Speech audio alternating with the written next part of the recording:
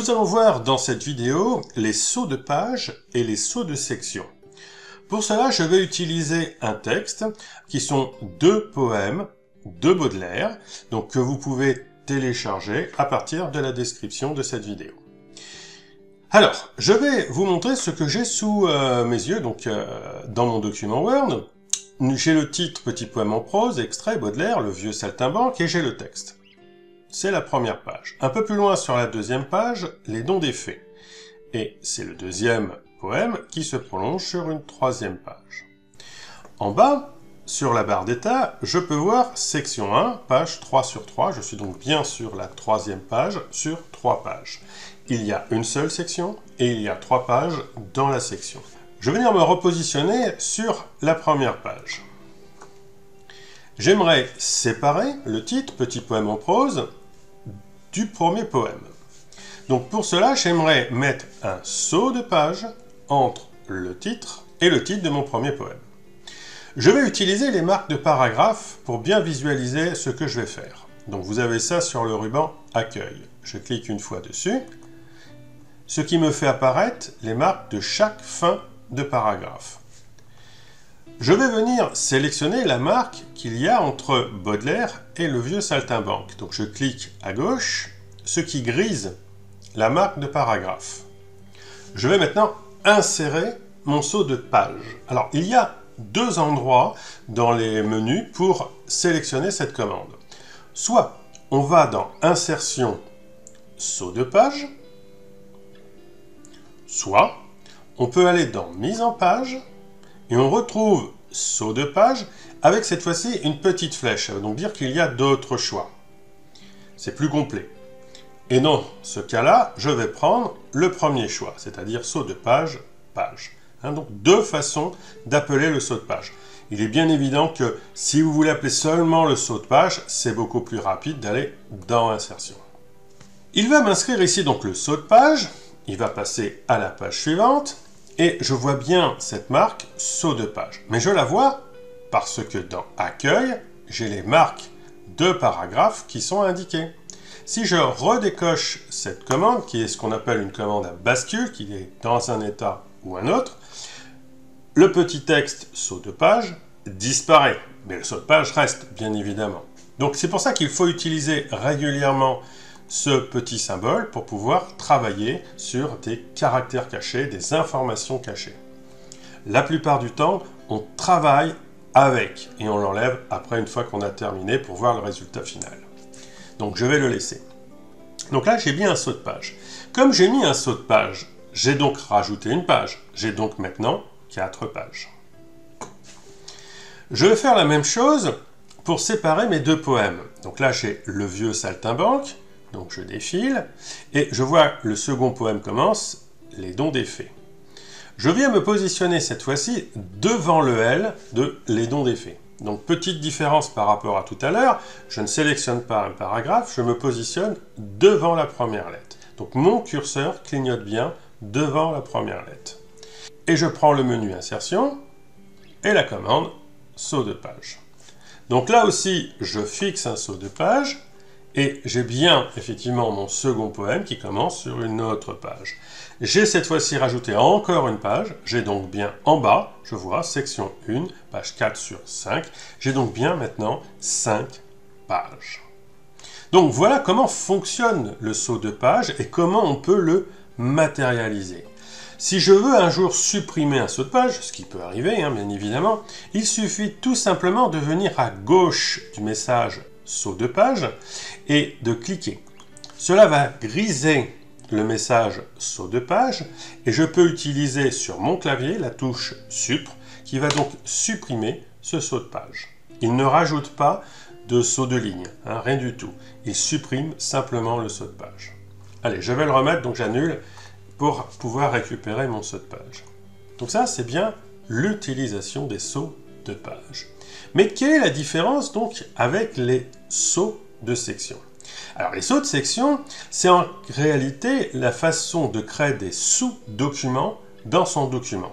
Pourquoi créer des sous-documents? Parce que l'on veut peut-être avoir des différences entre les sous-documents. Alors ça peut être quoi des différences?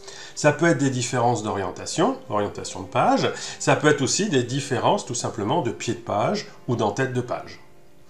On va faire l'exemple ici avec justement l'en-tête de page.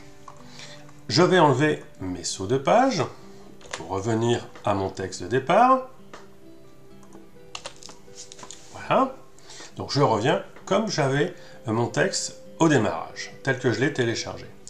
Cette fois-ci, je vais insérer des sauts de section pour créer 3 sections. La première section sera le titre, la deuxième section sera le premier poème, la troisième section sera le second poème. Je me positionne devant le L de Le Vieux Saltimbanque, ici. Je vais dans Mise en page. Je reprends la commande qui s'appelle Saut de page en cliquant sur la petite flèche pour ouvrir le menu. Et cette fois-ci, je vais un peu plus bas dans Saut de section. Et je vais demander la page suivante. On voit effectivement ici, dans les caractères cachés, j'ai mes petits traits horizontaux et c'est marqué Saut de section, page suivante. Ça veut dire qu'en réalité, il a fait une coupure de section et il a changé de page en même temps. Donc, je peux voir effectivement en bas, quand je suis dans la première partie, j'ai bien section 1, page 1 sur 4. Si je clique sur Le Vieux Saltimbanque et que je regarde en bas à gauche, je vois bien que je suis dans la section 2, page 2 sur 4. Je vais faire la même chose en allant un petit peu plus bas. Je vais me positionner devant les dons d'effets, devant le L. Mon curseur est bien devant le texte. Et je refais mise en page, saut de page, saut de section, page suivante. Si je reste dans mon texte qui est ici sur la page de gauche, je vois bien que je suis toujours dans la section 2, page 3 sur 5, mais si je clique sur la page de droite, après le saut de section, je suis bien dans la section 3, page 4 sur 5. Donc, pour résumer, si je fais un zoom global, j'ai 5 pages. Sur mes 5 pages, j'essaie d'agrandir un tout petit peu pour que ce soit plus visible. Voilà, ça va peut-être un peu plus confortable. Donc, j'ai 5 pages. Et donc, j'ai sur ma première page la première section. Sur les pages 2 et 3, j'ai la deuxième section. Et sur les pages 4 et 5, j'ai la troisième section. Voilà comment ça va s'ordonner. Maintenant, on va voir à quoi ça sert de faire ça. Allez, je reprends mon zoom pour travailler de manière plus agréable. Voilà, pour bien voir. Donc, je vais cliquer en haut dans la surface la plus en haut de ma feuille. Ici. Vraiment très proche du bord. Je vais faire un double clic. En faisant un double clic, cela va ouvrir l'en-tête de page. Donc je vois bien, il me dit ici que je suis sur l'en-tête de la section 1. Je regarde ma page à droite, il me dit que c'est l'en-tête de la section 2. Et si je défile vers le bas, section 2, et là je vais bien voir l'en-tête de la section 3. Donc, c'est bien ce que je disais au début, chaque section a des en-têtes et des pieds de page différents. Donc, je peux les personnaliser les uns par rapport aux autres. Mais au départ, tous les en-têtes et tous les pieds de page sont identiques. D'ailleurs, on a le message identique au précédent. La preuve, si je viens sur la première section, donc la première page, dans l'en-tête, et que je tape, par exemple, poème de Baudelaire.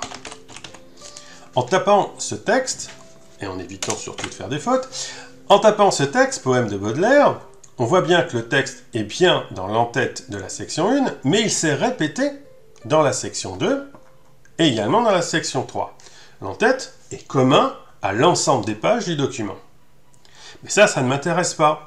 J'aimerais avoir plutôt, sur la section 2, le titre de Le Vieux Saltimbanque. Et dans ma section 3, j'aimerais avoir le titre du poème qui est Les Dons des Fées.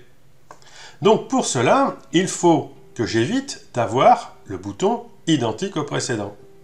comment enlever ce bouton? Donc, je clique bien dans mon en-tête section 3. Et là-haut, il y a un ruban qui s'est rajouté. Il s'appelle en-tête et pied de page, justement. Sur ce ruban en-tête et pied de page, il y a un bouton enfoncé. C'est aussi un bouton à bascule. C'est-à-dire qu'il est dans un état ou dans un autre. Là, il est enfoncé. Donc, ça veut dire que c'est vrai. On est identique au précédent. On est lié au précédent. Je vais cliquer une fois sur ce bouton. Donc, il bascule sur l'état faux. Et donc, il n'est plus lié au précédent. Et on voit bien, le petit message identique au précédent a disparu. Je peux donc venir dans l'entête de ma section 3 et changer ce texte en mettant le titre du poème, Les dons des fées. Comme j'ai tapé ce texte dans la section 3, il ne s'est pas répété dans les autres sections. Je vois bien, section 2, il n'y est pas. Section 1, il n'y est pas. Je vais donc faire la même manipulation dans la section 2. Je clique à l'intérieur de ma section 2. Je vois que sur le ruban en tête et pied de page, c'est lié au précédent. Je clique sur le bouton pour changer de bascule. Et donc, hop, enlever lié au précédent. Le petit message identique au précédent a disparu. Et je peux donc changer le texte de l'entête de la section 2. Donc, c'est le vieux saltimbanque. Et on voit bien que ce texte ne s'est pas répété sur la section 1 et il ne s'est pas répété non plus sur la section 3. Donc, la coupure de section va me permettre, bien évidemment, de faire des entêtes ou des pieds de page différents. C'est la même méthode pour le pied de page. Voilà pour la démonstration. Vous retrouvez le texte en téléchargement dans la description. D'ailleurs, en plus, il y a des images, car dans la prochaine vidéo, je vais vous montrer comment insérer des images dans vos textes et les présenter sous forme de colonnes. Donc on se retrouve bientôt pour la prochaine vidéo.